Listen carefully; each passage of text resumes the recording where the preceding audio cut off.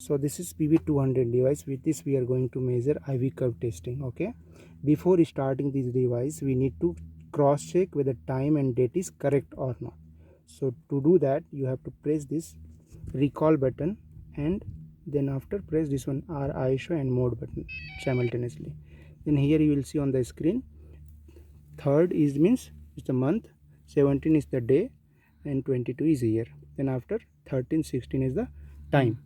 Okay, how to change it? Right now it's minute is blinking. Okay, so you can use this button and this down arrow button for changing the numbers.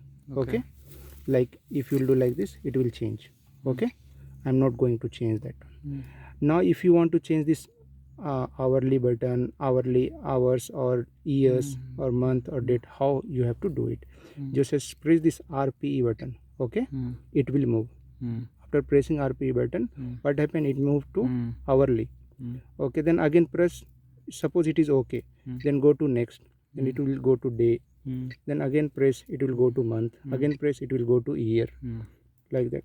Okay, so maybe 1 minute is more. Just bring that PR200 also.